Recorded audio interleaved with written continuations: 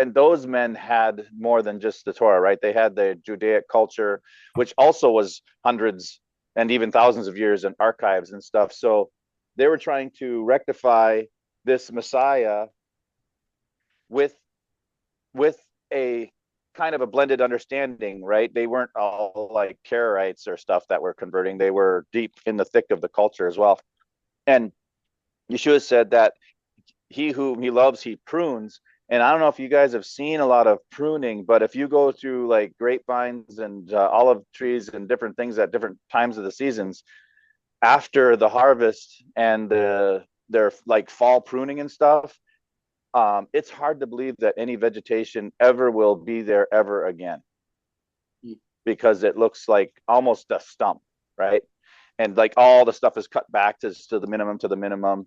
And even people that are aggressive pruners of different fruit trees and stuff, you think when they're done that they've done so much damage. Well, what happens is that process, of course, condenses the organism itself down to just building its roots. So then you might not see anything for a while, but then when they come back, everything that comes back will be one more stronger. So I think what Jehovah's doing with Nehemiah Gordon is he's pruning and pruning and pruning and pruning, and we won't see nothing. I mean, not a lot, right? But then I think what's going to happen is one of these springs, Nehemiah Gordon is going to have a new shoot of Jesse coming up, and he will be like very prolific with that because he'll have had all this root system building up, kind of like Paul did.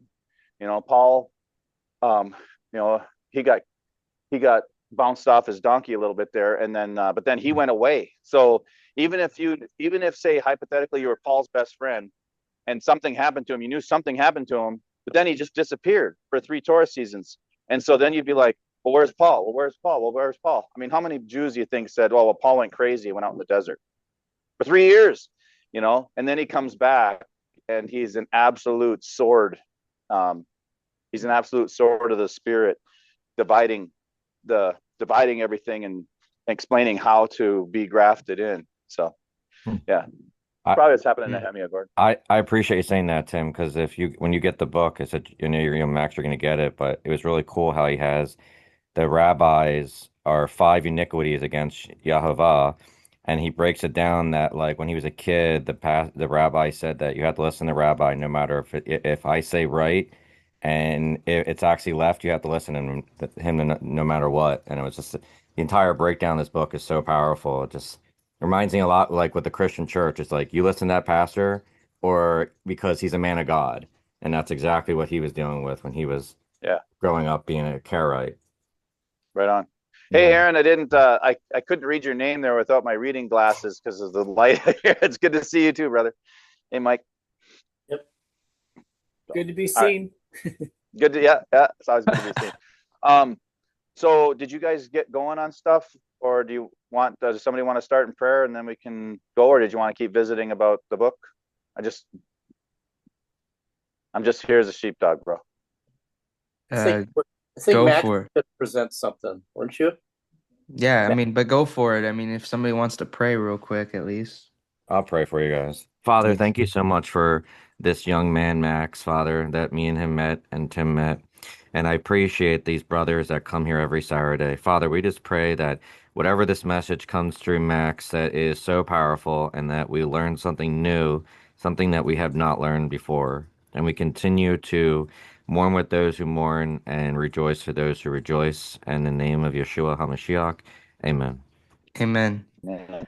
Uh, Last night I stayed up a bit too late reading PhD dissertations. Uh, yeah. On Uh, what? uh, well, it was about 2 o'clock, and I was reading something on, the case for pronomianism. Um, and I think the guy was making arguments against like epistemic authority, like basically like we tend to trust humans and institutions to be reliable sources of information. And so he was going over some of the fallacies that surround that blind trust, like either in the Pope or the ecumenical councils or just propping up these people as divine authority on the Word of God. Um, and he covered quite a few things.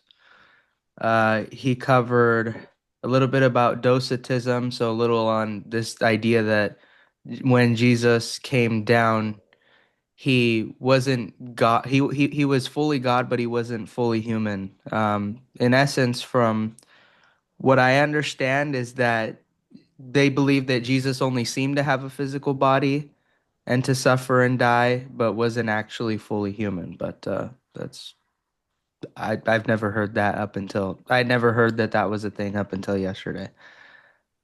So one of the things though that I would like to go over is on TikTok, and this does fold directly into what I'm talking about today. There are a lot of ridiculous claims going around. Even in Messianism, there are people trying to preach rabbinic Judaism in particular. They want to make claims that Yeshua or Jesus was part of some Pharisaical school of thought, which is absolutely silly. And then I heard a gentleman yesterday say that um, the Khan stance was absolutely ridiculous because although he wasn't formally trained, he could still be called a Pharisaical person, which I didn't understand what that even meant because to me, you're not a Pharisee without formal training. Um, and it was clear that in John chapter 7 and verse 15, at least, that Yeshua hadn't been through any sort of formal training. To add to that, in the beginning of Acts, we see the apostles going around and teaching and healing in the name of Yeshua. And one of the elements of a Pharisaical spirit is don't touch, don't taste, don't smell, don't say this thing, don't say that thing.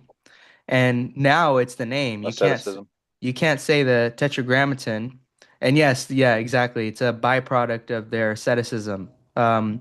So basically, asceticism, if you don't get that, is like a way of afflicting yourself, but using a means outside of the Bible, like making up your own rules to afflict yourself and to have this religious outward appearance. And one of the ways that they were doing this at the time was by getting the disciples to stop saying the name Yeshua. You've got to stop saying the name Yeshua. You've got to stop preaching in this name.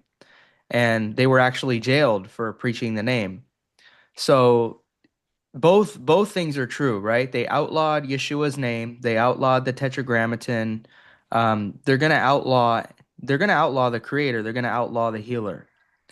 Um, there's also another thing that this doctor's thesis covered that that I thought was profound. This is something I've even learned in my philosophy studies over the years, which is the Euthyphro dilemma. So there are a lot of people who there are people who set up a false dichotomy, and that's one of the fallacies that they engage in while on TikTok. One of the fallacies I engage that I deal with either in rabbinic messianism or people who deny the commandments outright is people ask whether something is good because it is commanded by God or if God commands it because it is good. The reality is that it's both, right? It's both. Although that sounds kind of circular and really odd, there's a passage in Deuteronomy that makes it clear that I gave these commandments for your good. So that attests to the latter part. And then, of course, there are parts in the Bible that attest to the fact that something is good because it is commanded by God. A good God is not going to lead you wrong.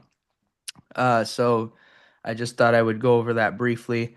Um, Another thing, too, is he wrestled with the dilemmas about Paul, right? Because if Paul is teaching truth, he's a good man. If he's teaching lies, he's a bad man.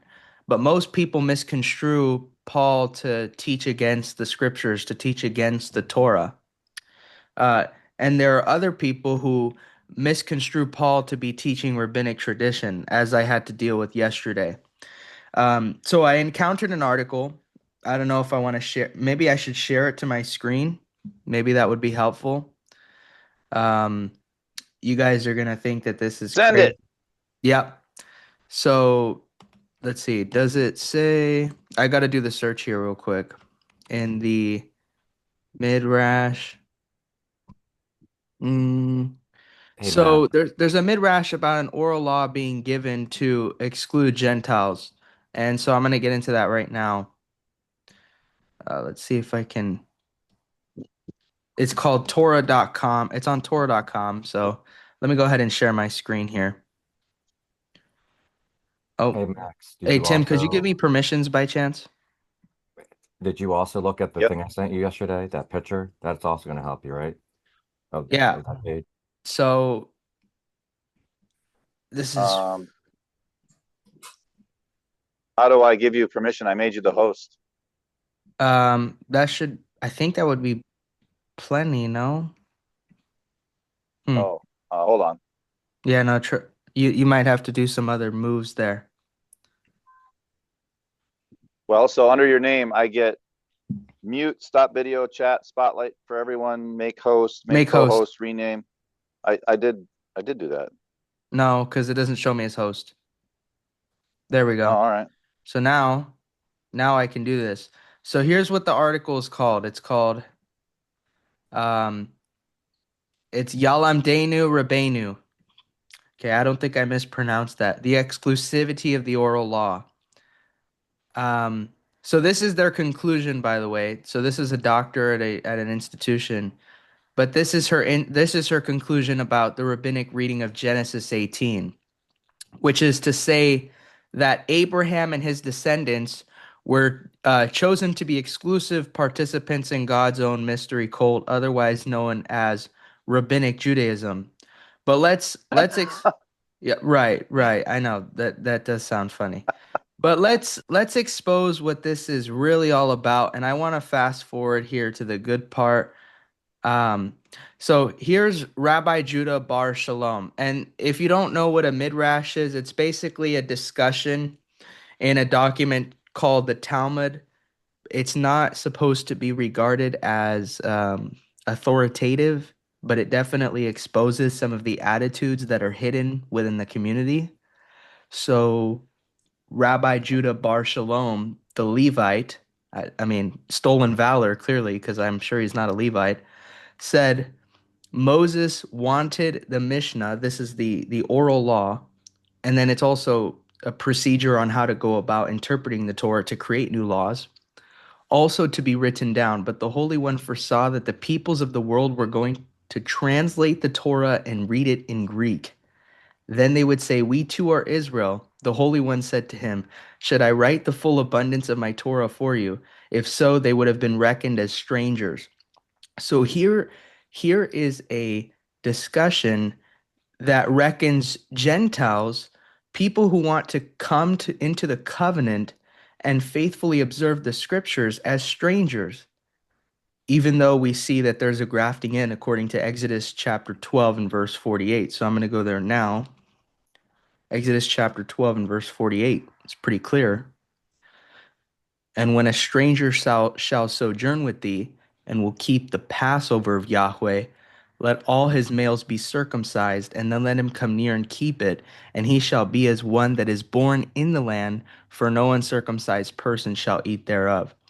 So the stranger who follows the law will be regarded as the one naturally born into that covenant. But here's the rabbi saying that's not the case. So we don't take this, of course, over Elohim's word. We also we also don't believe that Yahweh quoted Hosea or Hosea to Moses because that book didn't even exist at the time. Um, and then another thing too is basically they're saying anybody who reads the Septuagint and does the words of the Septuagint is not of Yahweh, which is of course very silly because the Septuagint is almost a very direct translation from the Hebrew to the Greek. So you could read the Septuagint and understand what the Creator wants and what His program is. And wasn't the Septuagint written by very faithful Judaic men, anyways, or the scribes, faithful scribes? Yeah, yeah, And it I would. was before Yeshua, so there wouldn't have really been an argument. Right. It's just they were just putting it down so that. The problem is rabbinic Judaism is a response to Yeshua. It's a response to people becoming Israelites through the Messiah and coming into covenant that way. So people knew that all they needed was the Torah to come into covenant. So then the rabbis in 200 CE, they're grasping at straws. And so the last thing they think of is we're going to put together this oral law, claim it was handed down from Moses, jot it down because and then we're going to say that if you haven't inherited this or heard of this before, it's because you're not a true Israelite. So that was their scheme, that was their conspiracy. So at the bottom of this article, it says implicit here is an underlying context in which early Christians and other non-rabbinic Jews, such as Nehemiah Gordon, you could think of this as a Karaite, claim to be Israel, the true heirs of God's covenant. This text makes it explicit that those using the Greek translation only, and a lot of us just use English, and thus claiming to be the true Israel, are not in fact the true inheritors of God's covenant. They are, quote, as something foreign. Well, let's go to Zephaniah, because this is where God's word would disagree. So let's go to Zephaniah and let's see if I can pull up the chapter. Here we go. Zephaniah 3:12. I will leave within you the meek and the humble. So in the end days, God is going to spare the meek and the humble. He says, the remnant of Israel will trust in the name of Yahweh. And of course, the remnant isn't an arbitrary small number of people that's chosen. It's people who are actually faithful to the covenant. So it's funny because here's the darshan, and if you don't know what the darshan is, that darshan is just Hebrew for teacher. So like in a rabbinic sense, right, it would be a rabbi. So a rabbi believes that the reason why the Mishnah was given exclusively to the Jews is because the secret of the Lord belongs to those who fear him. Of course, that's not an accurate interpretation of that passage because you're misapplying it to people who are trying to create their own righteousness. So the darshan comes to agreement with all the above things, and the fact that Abraham was tasked with orally passing on mysteries to future generations of Jews. So instead of God's word being accessible to the public and something that anyone can come to do, basically it's like full. It's basically full of stuff that only the highest intellectuals and academics can understand. But we know that that's not the way that God's word was written. I'm going to show you something funny. So, and I think this is something I encountered like not that long ago.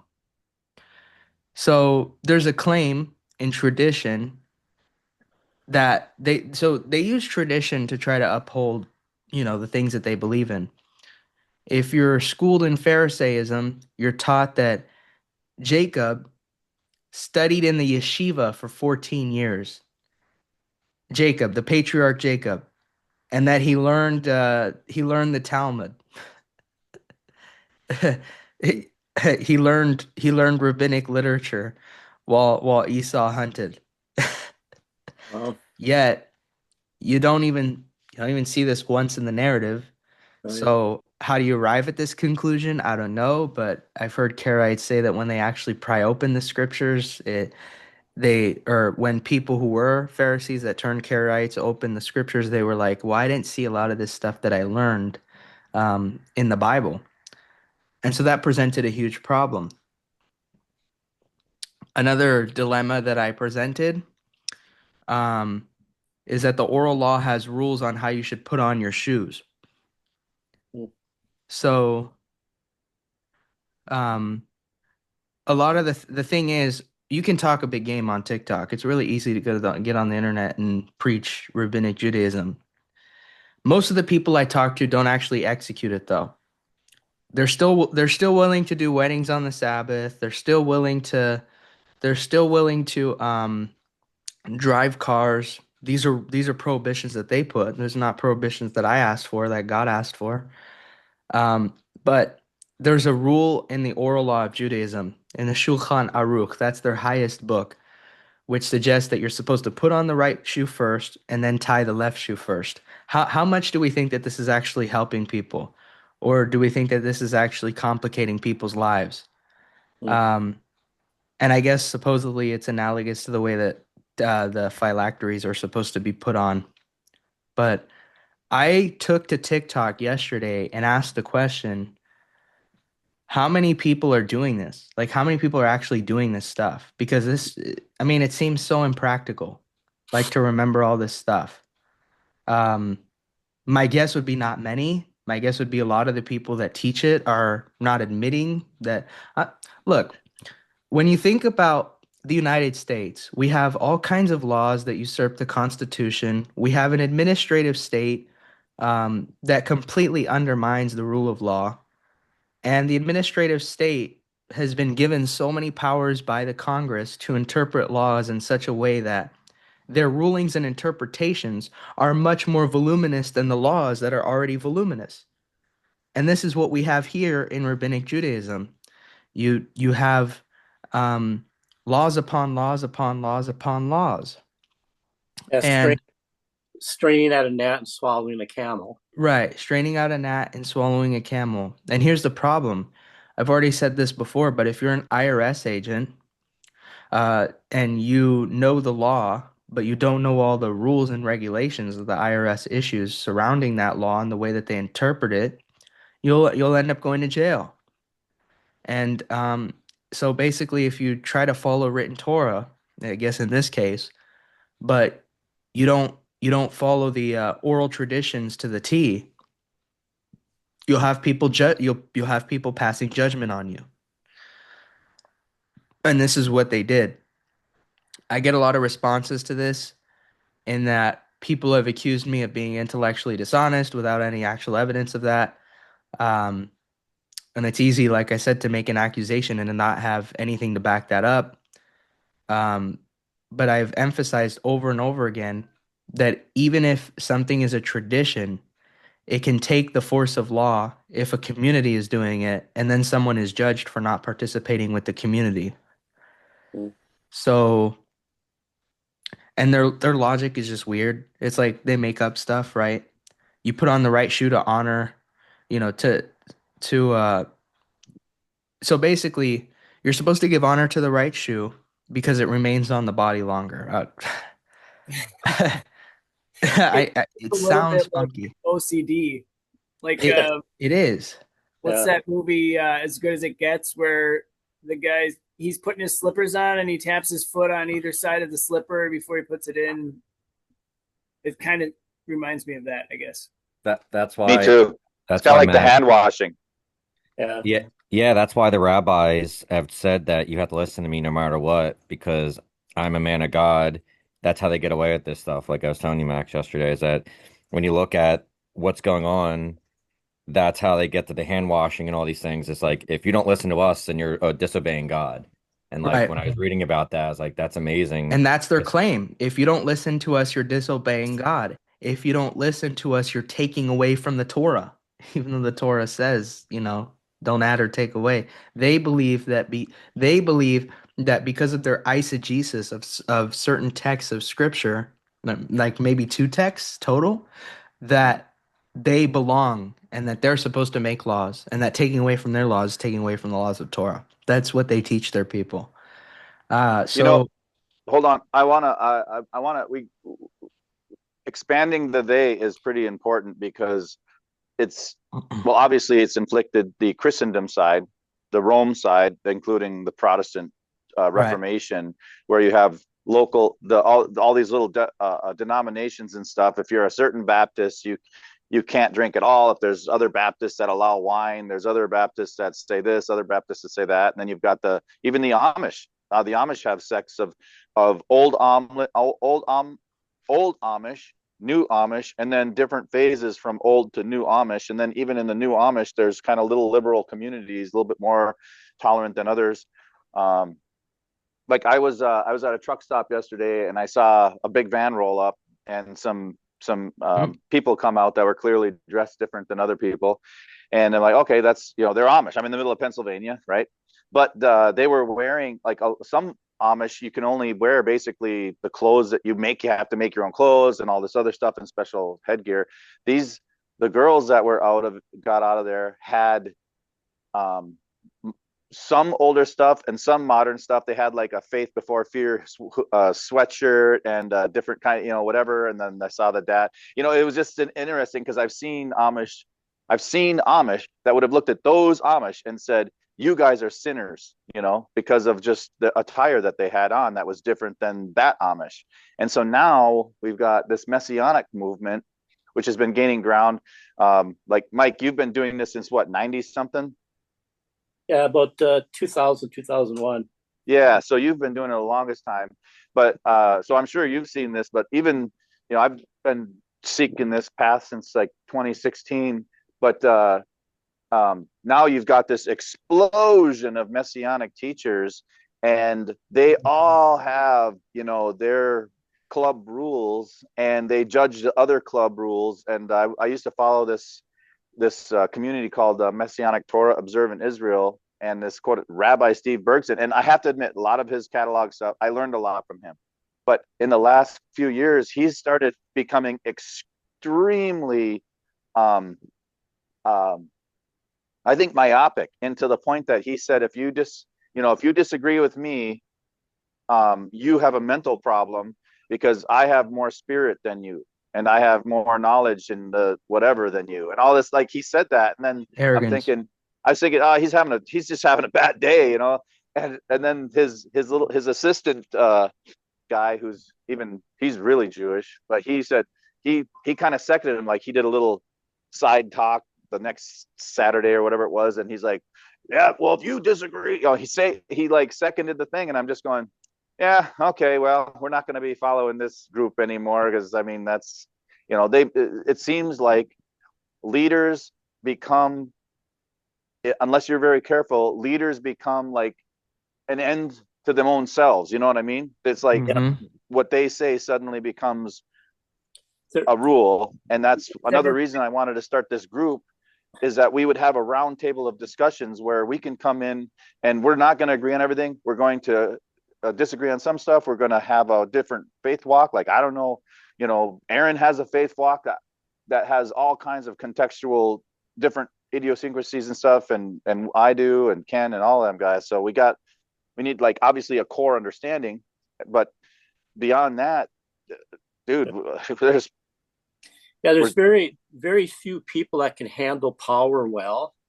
Very, very few. So whatever power you think you have, whether it's a little or a lot, it's just not handled well. Because you got that whole arrogant pride thing that steps in at some point. Is that just that drive for self? You got what's it called? Just put yourself, exaltation, put yourself just above others in your own mind. So it's not unusual, and kind of appreciate what you're saying, Tim, because in the 20 plus years I've been doing this, there's so many messianic teachers out there now, and there's some that are getting more into the real prophetic word aspect of it, where they're sounding just a little bit like the NAR, the New Apostolic Reformation, just a few of them out there. So it's getting a little bit concerning that way. Right. And this goes back to Genesis chapter 4 and verse 7, where God tells Cain, if you do what is right, will you not be accepted? But if you do not do what is right, sin is crouching at the door. It desires to have you, but you must rule over it. So basically, God says that the evil desire is there. It's called the Yetzer Hara.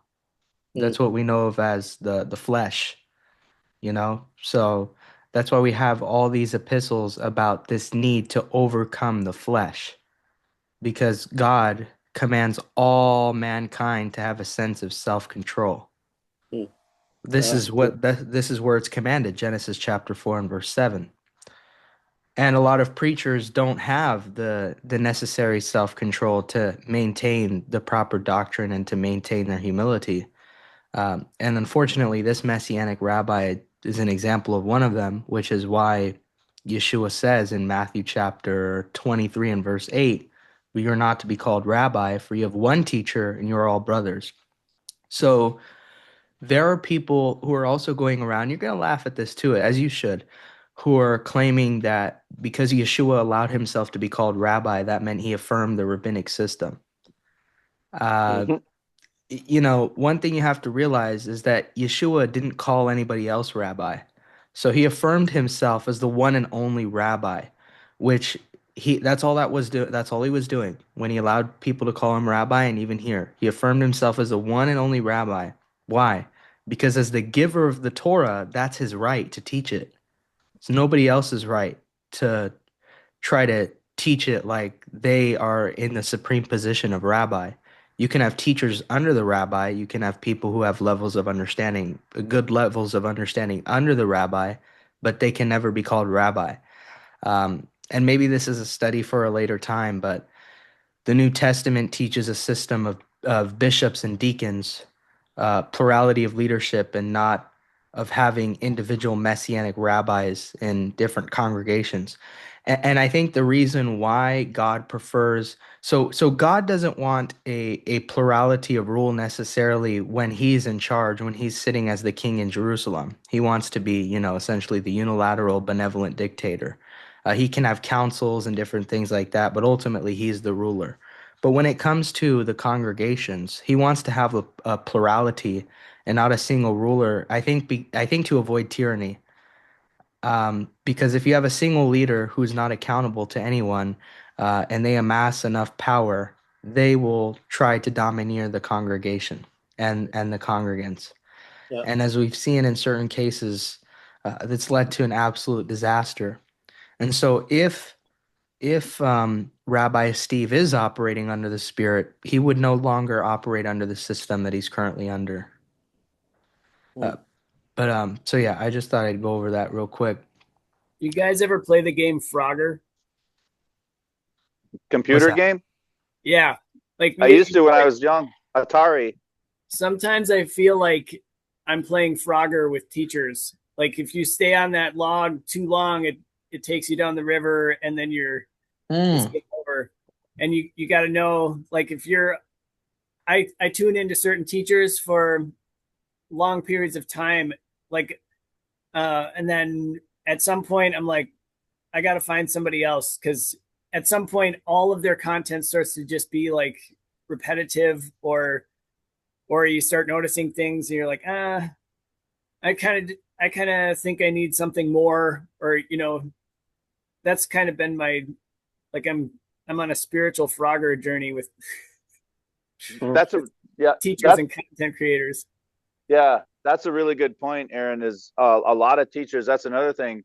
They it's almost as though they're resting on their laurels and they made it to the certain part in their journey of maturing, and they don't use the Torah cycle to go through that pruning process and grow new understanding. Not like make up a new doctrine, but really see something, even to the point that they say to their community, look, I've been looking at it this way for 5 years, and I went through this incredible pruning and trial, and now we need to kind of look at this with a little more nuance, a little more understanding. You know what I mean? They would just like they just have their rubber stamp of their Torah cycle or their 7 year cycle of messages, and it doesn't ever grow with people and with the community. Mm-hmm. Go ahead, Ken. My pastor is like that. He could everybody you by the time I left the church, I could just about give the message for him as soon as I heard him start talking. Well, here we go. Romans. Yep. Here's Romans 9. Yep, been there. What's up, Ken? Max, what we were talking about last night, it kind of reminds me of the messianic movement going on right now. Like we were saying at how do you say that word I asked you yesterday? That it could be it might not, it might be an idol, having that in our house. What, the Memorial. How do you say menorah? that? Yeah, we are talking about that. You're like, is if it's in scripture or not? It was in, the Ark of the Covenant, but should we have that in our house? Remember? Well, yeah, I mean, We are having we that could have discussion this last night. debate. We could, if you really wanted to philosophize, we could have this debate about whether or not that's a graven image sitting in someone's home since it was only commanded for the tabernacle. Uh, Woo! I'm not That'd be a willing to fun get chat to have. I'm not willing to get into that today, but that would be a fun chat to That would have be in a the fun thing future. to kind of put on the burner, put in the slow cooker for a while, and that'd be a fun chat to have, just It for was food for very Yeah, thought of sometime. Well, It's very just interesting because I talked to you about that, Tim. It was my Let's do it ex-wife. around Hanukkah. We'll get out the 9 candle menorah and see if that thing has an address in the Torah for us, and we can look through it. Well, Wasn't the incense and the oils like the was the incense, the oils and everything, they were forbidden, or God forbid them to create that and have that in their homes. It was only for the tabernacle and the temple, right? that's a good point. Yeah, Yeah. So that's something my ex-wife brought up. She said that you want to have this in your house, but I can't have a Buddha statue. I was telling that Max to yesterday, and Max like, that's an interesting So, debate so that you for have to have example, on that. let me just go over a couple examples here. So, like the menorah, that was restricted specifically to the tabernacle or to the temple. So, when the temple's rebuilt, we'll see a menorah in the temple. We'll probably see more than one menorah in the temple. Actually, it'll keep the temple lit. Um, Another thing is the cross, right? I don't have a cross in the house in my house. I don't have an image of Yeshua because those are graven images. I encounter messianics who do not understand why I don't have these in my house. They think that it's just ridiculous for me to be rigid about that. The way that I explain it is if it wasn't commanded by God for me to put something up, then it's idle. It's whatever. I don't need religious symbols to try to represent God. But like let's say for example, in the book of Ezekiel, God commanded for the Son of Man to put a tav, to put an actual cross on the people who were remaining faithful to him, so that when he had the outsiders and the foreigners plunder Jerusalem, that they would basically be spared through that trial, through that trouble. So if God says make a cross for this specific instance for this specific reason, then I'll paint. You might call it like an Ash Wednesday, but it's not that. So it would have looked like that, but Ash Wednesday isn't commanded, so that's what makes it different. So if I put a cross in my house, it's not commanded. So that's what makes it different from. Well, let's actually go there now. Ezekiel chapter 9 and verse 4. Because I like having my proof text here. Yahweh said, "Go throughout the city of Jerusalem and put a mark on the foreheads of those who grieve and lament over all the detestable things, excuse me, that are done in it." So the mark was a tav, which in the Paleo would have been a cross. Um, isn't that interesting? How does that? I mean, that points to Yeshua, right? The tav is a So symbol of that's where Ash protection. Wednesday came from. But that's yes, I think the concept kind of comes from here.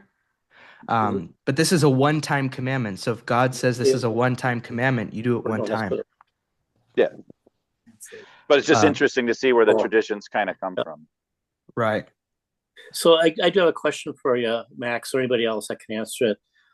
With that mark, how do we know that that mark is a tav? There's hints at it in the context, and then there's also scholarly consensus that that's what the text means. So let me see if I can.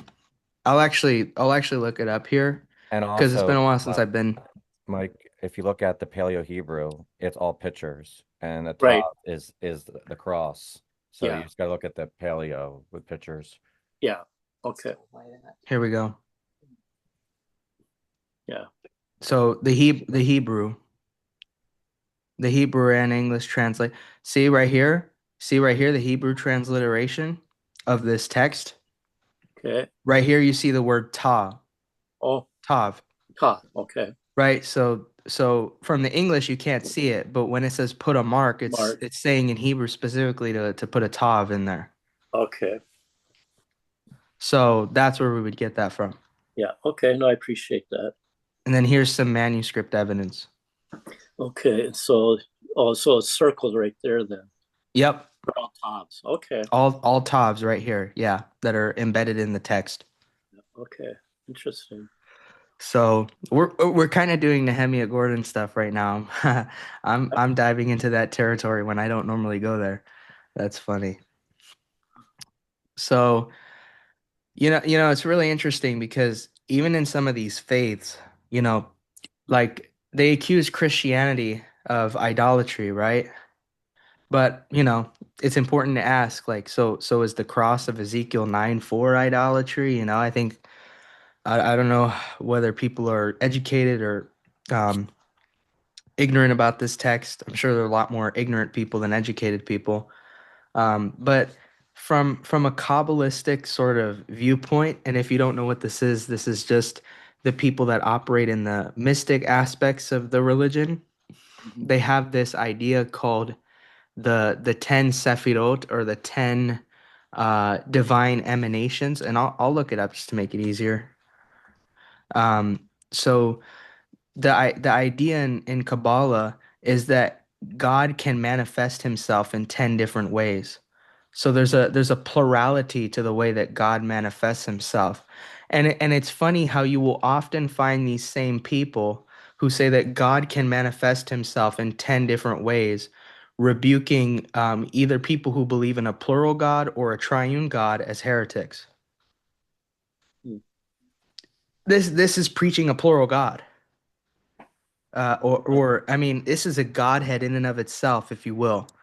Um, I'm not going to get into how all this works, but basically, Kabbalah is heavily focused on uh, how God balances the masculine and feminine, including through their specific pillars of the tree of life. But if a Jew from, let's say either the intertestamental period or the Tanakh times were to look at this, um, they would agree that there's a masculine and feminine spirit at work, but they would probably likely say that this is idolatry of some sort. Go ahead, Ken. Oh, yeah, when we were talking last night, I was thinking about this overnight when I was praying that the cross is kind of an idol for Christians because it's always the bloody cross. Like even when I go to churches, I haven't been to one in a while, but I was listening to this past weekend, and it's the bloody cross. So the Jews are kind of right because they're giving Jesus the credit and not God the Father. So it is kind of like, an idol because back when I was younger, like I was telling you, a pastor said it'd be like, would you all wear a needle around your neck? Because that's what the sign of the death penalty was. So by you wearing a cross, as Christians, would you guys wear the needle? And that made me not want to wear a cross again. And I went to the pastor and I said, why do you still wear the cross? Because it's interesting thinking about that way. Like, why would you Hmm. still wear a cross if it's a needle? Would you wear that needle? Like, it's an interesting question he had for the congregation. So I think it kind of is an idol for them. So one thing I'm going to look at too, thank you for that. One thing I'm going to look at too at some point is an analysis of this is Nachmanides. So if you look at the Ramban, he's a popular rabbi of Judaism, and he I don't know if he's worshipped in the same sense that Maimonides, the Rambam is, but this guy has a lot of interesting things to say, but he does a lot of additions to scripture. So I think it'd be good for me at some point to go over all that. So he's also known as Rabbi. So here we go. So here's a commentary that he wrote, and look at just Genesis 1:1, right? When God began to create heaven and the earth being unformed and void with darkness over the surface of the deep, and a wind from God sweeping over the water, God said, "Let there be light," and there was a light. There's a man in my congregation who said, and he made a really good point, that this right here is the gospel. Order out of chaos, light from darkness. You would say that Yeshua fulfills this in a spiritual sense where he brings the light. He is the light of the world, and he brings light amidst a world of sin and brokenness and just being in a fallen state. Um,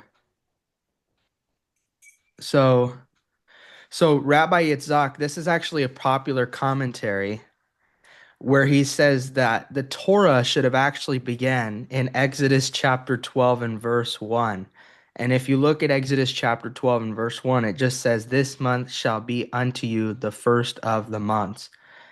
And um, and then it says, what is the reason that it begins with creation? So let's see how ridiculous or not ridiculous this might be. Should the nations of the world say to Israel, "You are robbers because you took unto yourselves the lands of the seven nations of Canaan," they, Israel, may reply to them, "The whole world belongs to the Holy One.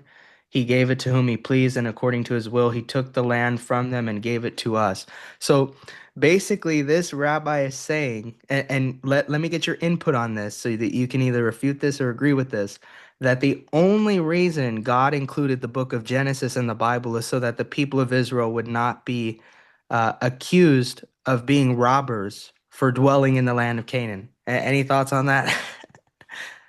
Yeah, I have a thought. I was thinking Go about ahead. this. It's Go kind of like ahead. the modern day Israel. What I see is that they don't realize who true Israel is, and then they Hmm. don't realize that in Deuteronomy it says, the sojourner is going to sojourn with you.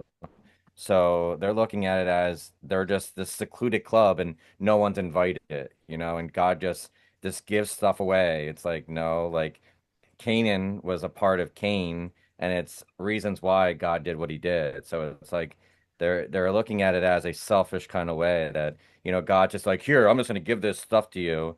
Like Tim teaches me all the time. I'm gonna give this to you, even though you guys are spoiled little brats. So And I think it's about that interesting a because lot. I have encountered this commentary before. I'm reading it and it sounds very familiar to me. I don't know if it's because I consumed it in some form of content or read it at some point. I feel like I'm experiencing deja vu, but I remember these words being said, that it shouldn't start in the book of Exodus so that the people of Israel are looked upon in the right way by dwelling on a land that people might think didn't belong to them. This might attest even to the political Zionist ideologies that were proliferating during the Middle Ages. I wouldn't doubt that at all.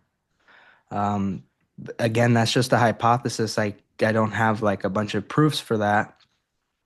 But in Deuteronomy chapter 32 and verse 8, so what we run into, what's interesting is that he wants Genesis as proof that God gave them the land. Speaking of the land, I wanted to show you a cool nugget from Deuteronomy 32 and verse 8. So it says, when the Most High gave the nations their inheritance, when he divided all mankind, he set up the boundaries for the peoples according to the number of the heavenly court. Um, in most of the English translations, it says the number of the children of Israel.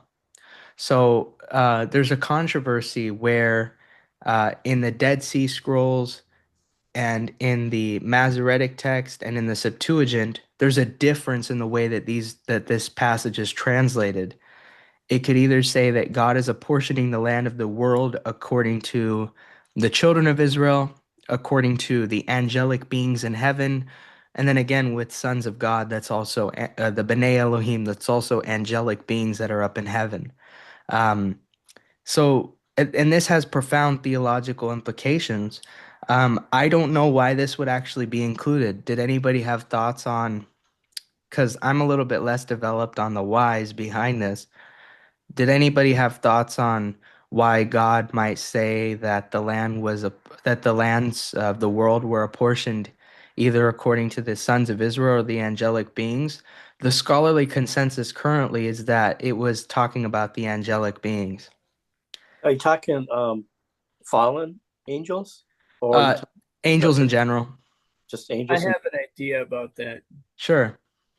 Uh, Mike was talking though. I'll wait my turn. um, no, go ahead. Go ahead. I'm still kind of trying to formulate a thought here, but I'll Sure. wait. Yeah. Well, it makes me think of the book of Daniel and how in the book of Daniel, Gabriel comes and gives Daniel the prophecies, about in Mm. Daniel chapter 9, and he says he was hindered by the prince of Persia. Persia, and then Michael came and fought with him so he could come and deliver the message, and now he's got to go back and fight with him again.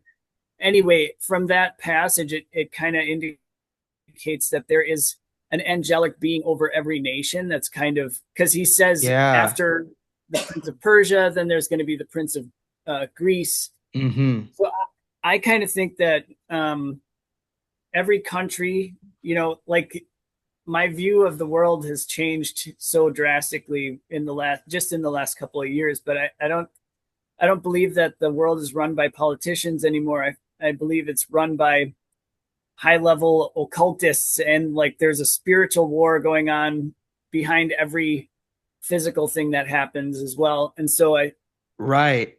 I guess that's a long explanation of saying, yes, I believe there's, you know, there's a angelic being behind every country. And the scholars actually agree with that assertion that there's some sort of guardian angel or guardian deity that represents every nation. And Yeah. Michael so happens to be the representative of Israel. If we go to Daniel chapter 12 and verse 1. While we do that, go ahead, Joshua. And I guess I have always had a little bit of a pet project, let's just say, when it came to that idea of the sons of God and the Nephilim and all that. So I Mhm. looked at this from a couple different sources. And so the way that I've drawn my own conclusions then is that that's part of what makes the call on Abraham so unique.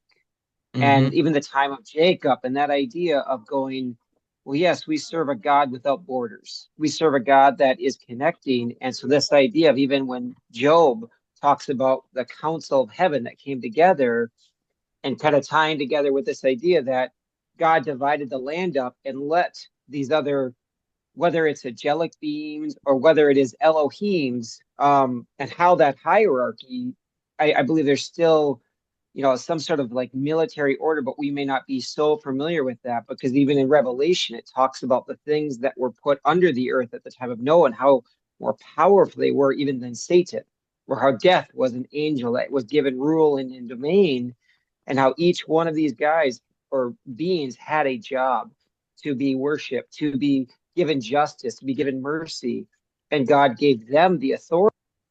And yet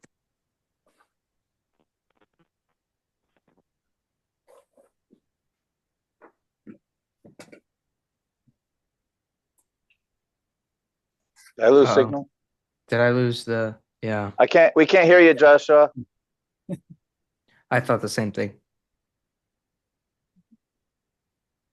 Joshua. We can't hear you. Your audio has gone out.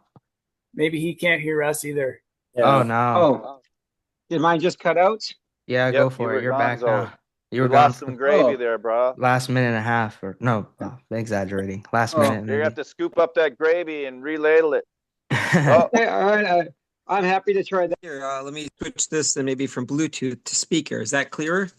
Let me grab my charger real we quick. can hear it. You can hear me now? Okay.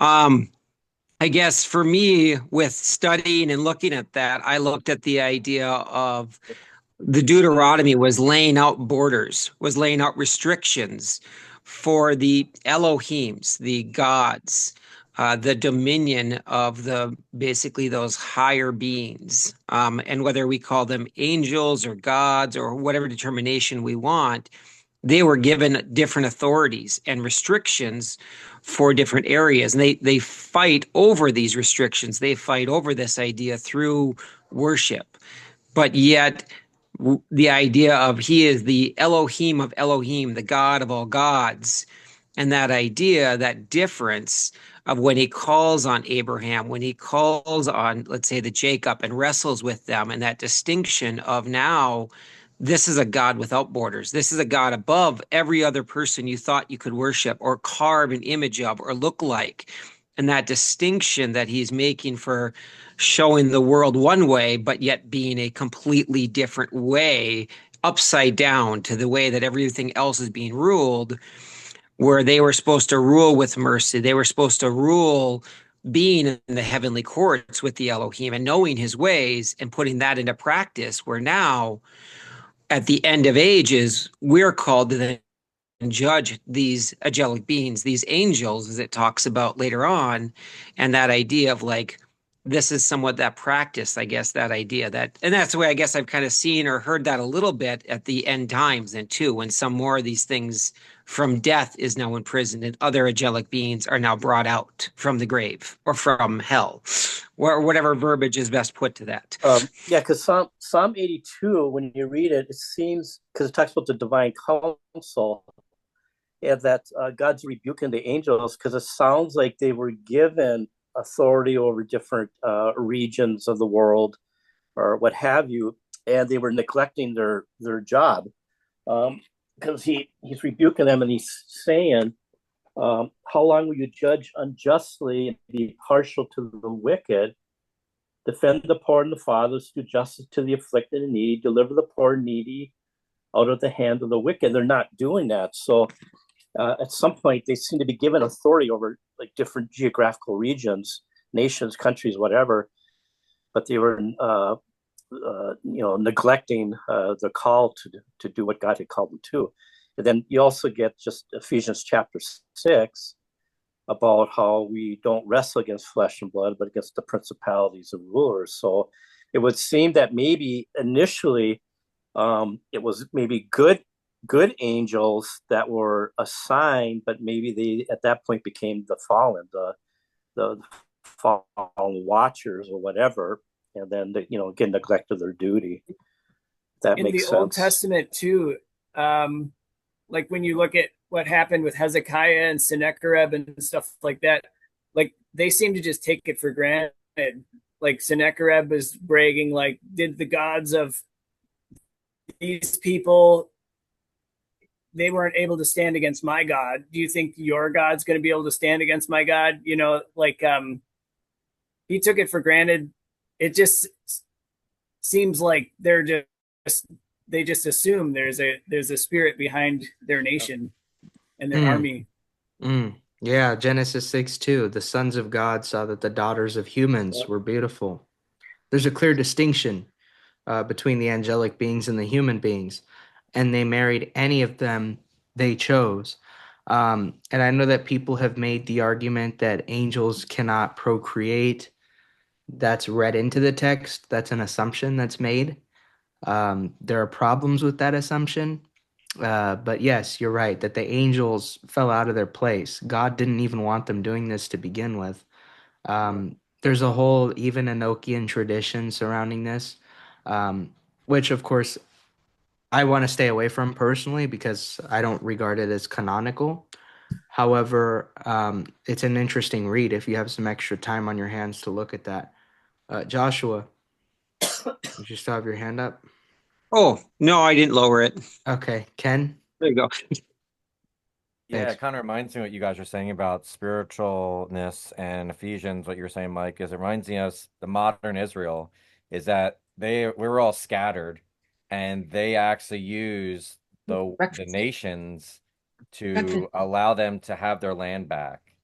And by doing that, it's kind of like they went against God because as begging the nations, not only the Rothschilds, but the armies gave them the land, but it's not the land. It's only a piece. You know, you have Palestine, you have all these parts. So that's a spiritualness too, where, you know, the spiritual fallen angels allow this world to think that Israel is back, but it's not. You know, it's a false kingdom right now in God's So, eyes. well, and You it is know, a false and kingdom actually because everything in the world goes from Israel. And it is a false kingdom because it says on the day that Yahweh made a covenant with Avram and said, to your descendants I give this land from the Wadi of Egypt to the great river Euphrates. So let's just look at Israel on a map. It's only about a portion of what it's supposed to be. So let's go. Yeah. Supposedly, what I read or heard was it's actually about like a quarter the size of the United States, Right. based on those measurement things that you're going to talk about, I think. Yeah, Euphrates map. There's something called the Greater Israel Plan. And here we go. Where's the Euphrates on here? I'm like not seeing it. But I wanted to pull up the map so that people could see. I believe this red boundary right here is what it's actually supposed to look like. Wow. You see that red boundary? Those are the true borders that God gave Israel. Can you click on that? I Because can't the see. river Euphrates flows through modern day Iraq. Modern day Iraq. So when the Messiah comes back and restores the kingdom, we'll see the borders of Israel go from about Cairo all the way to Iraq, about the middle of modern day Iraq. Yeah. So the land that's given will be much bigger. Now, there may be political agendas to try to annex some of this in the meantime. Not sure how that will go. Not sure how that will fly. The UN will, not that I care, but they'll undoubtedly condemn it, as they've already condemned some of the practices recently. But I just thought I would show people this to give them some perspective, because this little piece right here, that's not the land. Oh yeah. Yeah. That's not the land. That's not the land that Abraham was promised, because he said to the great river Euphrates. Yeah.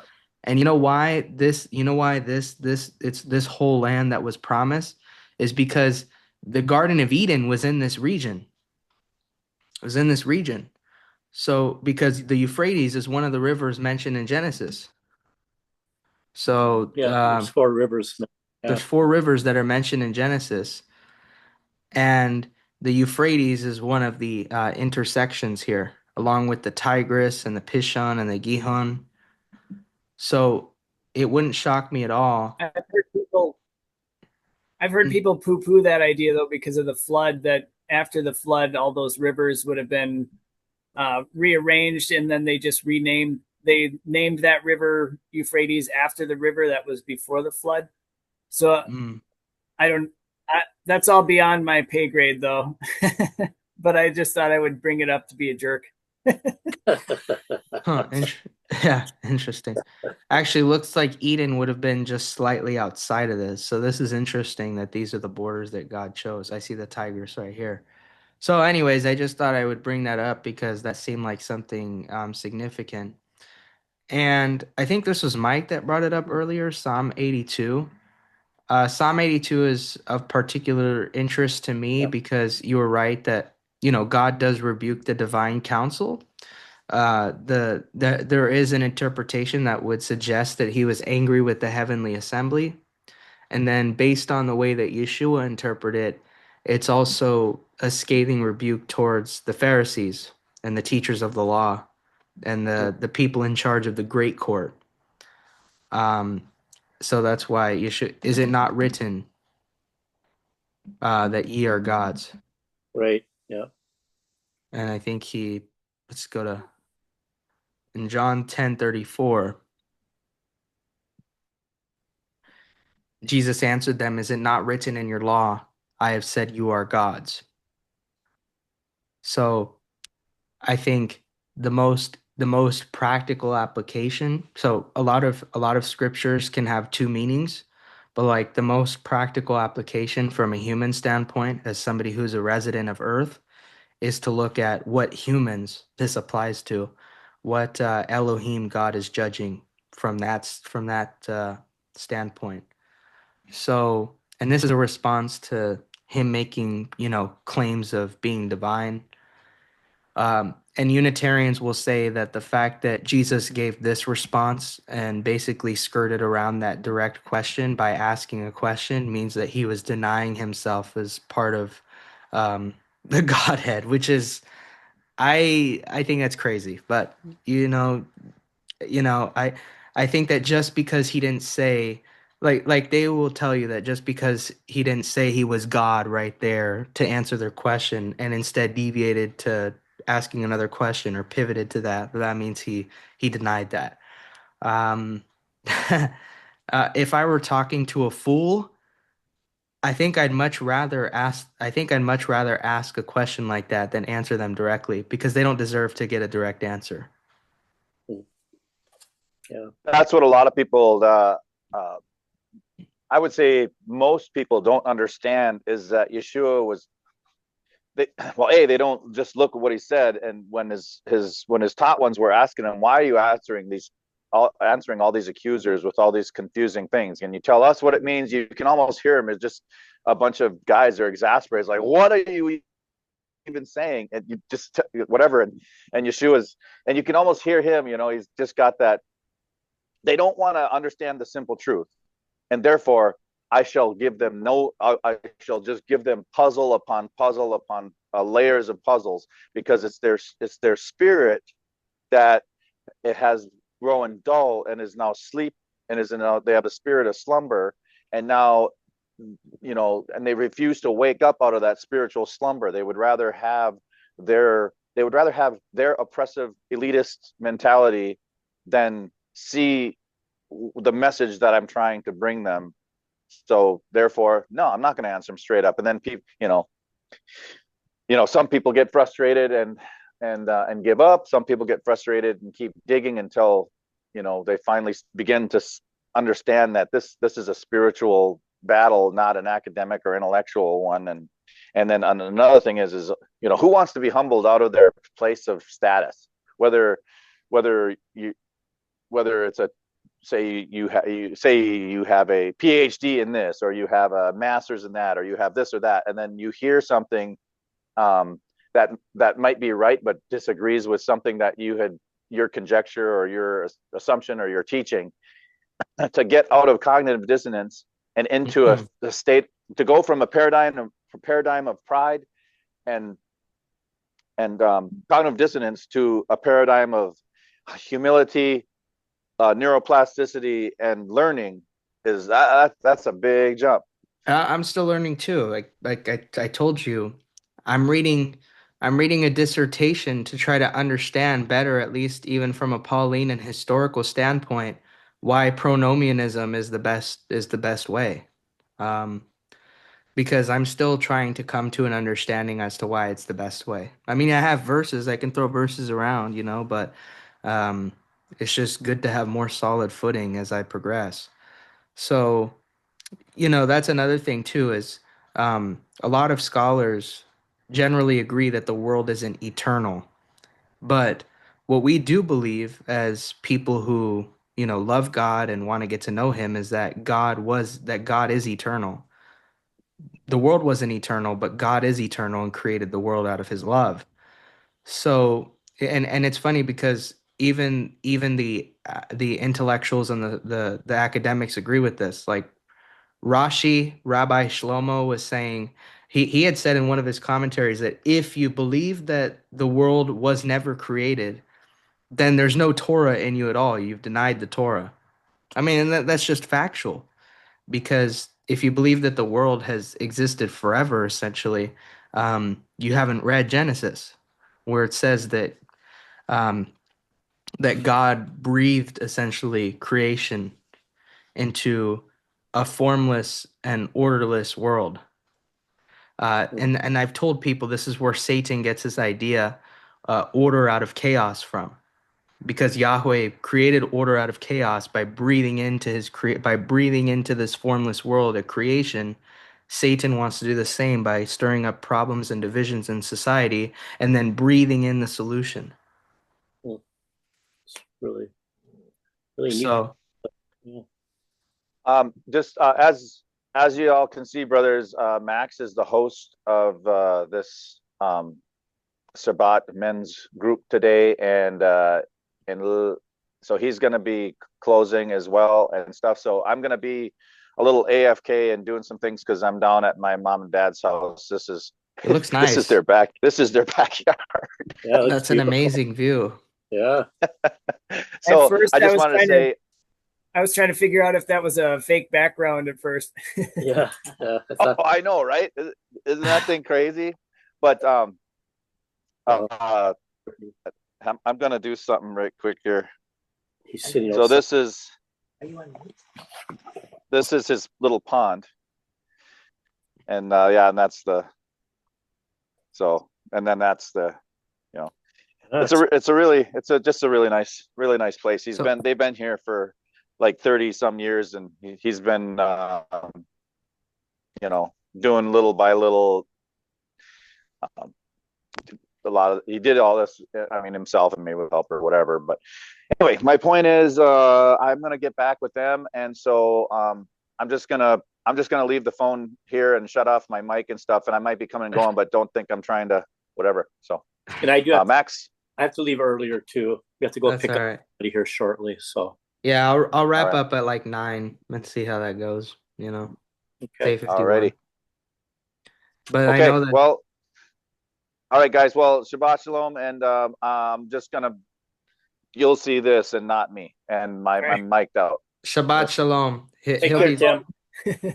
praise report. I created a Facebook page, so I'll get to post stuff on Facebook, like my Torah stuff. And then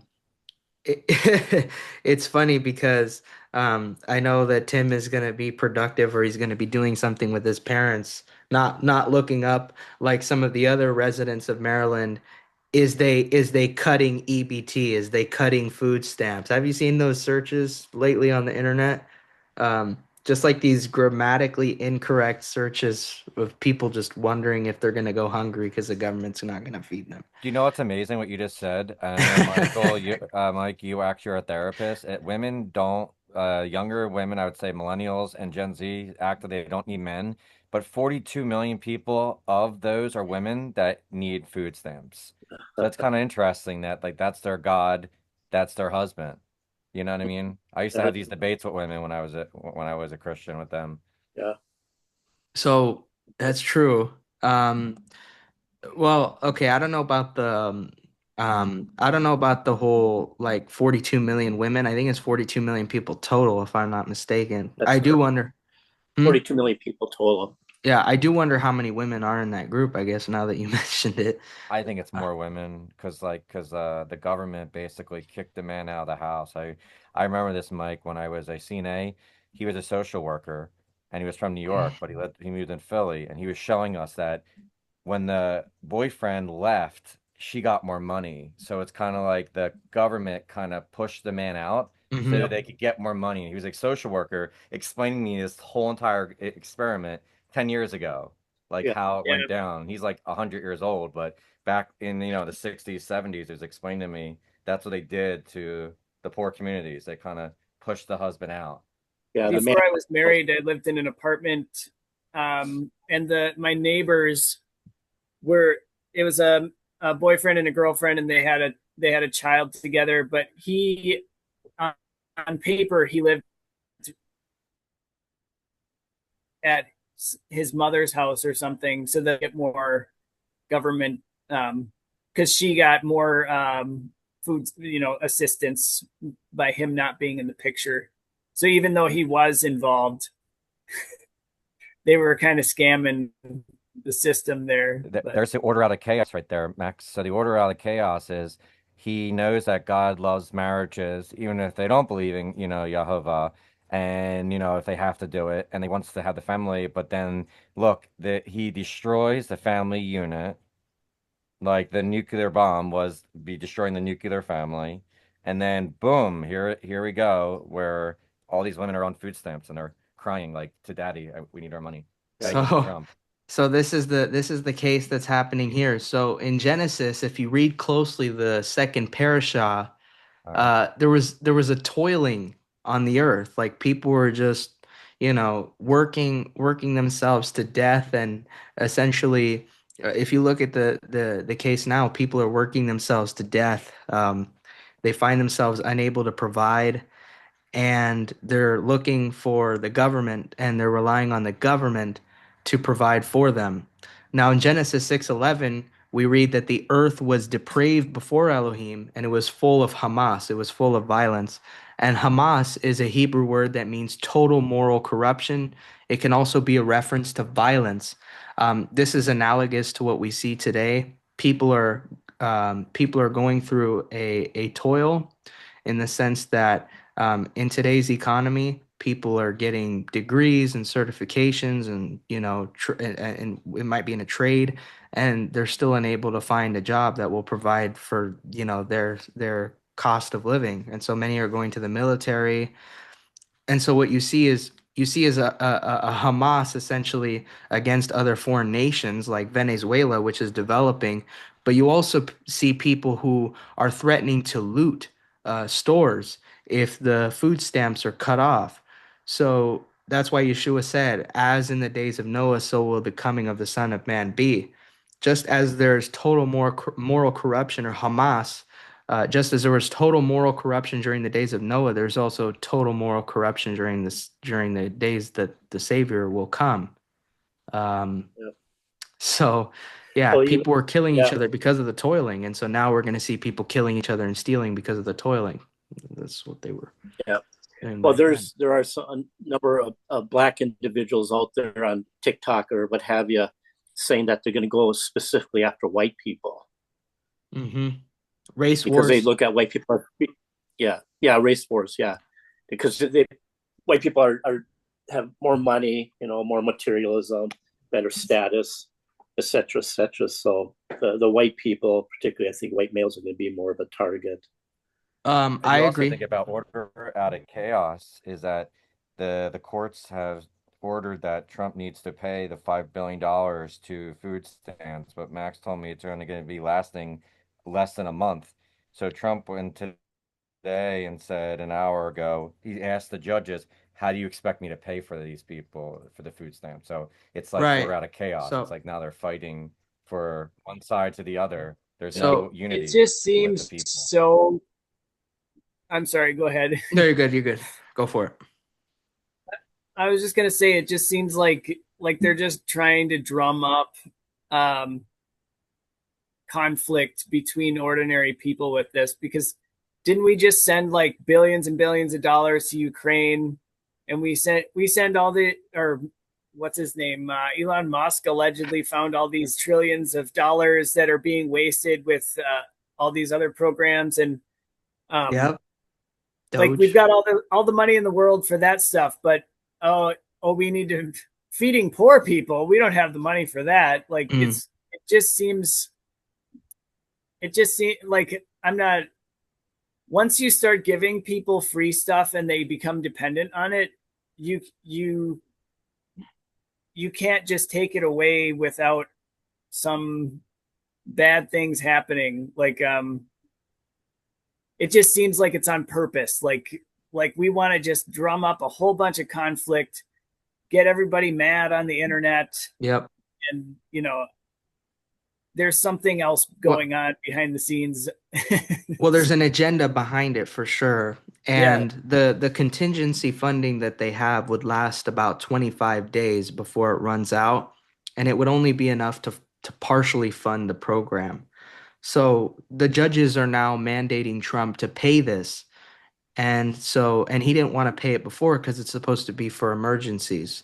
And we shouldn't really be in an emergency right now. Because obviously a contingency is like, okay, we don't have appropriations, but we have reserves on hand. So now that there are judges trying to go after Trump in terms of asking him to pay this, he's sort of just he's changing his tune a little bit. Okay, well, if they can give me the legal right. If they can show me how this can actually be done, then we can execute in the meantime. Well, I was listening to a few different individuals talking about how they believe this is phase two of three phases to get the digital currency surveillance system fully in place. And so the pandemic was phase one. This is phase two, and then the other, collapse of the economy would be phase three. And then they'll bring in kind of the official new world order through this digital currency, where I think you guys probably know about it. There'll be no more fiat currency, credit cards, nothing. Everything will be digitally, electronically based. And that way they can determine, how much currency you get, individually or as a family. They can take that away from you if your political views don't line up with the governments and all this other kind of stuff.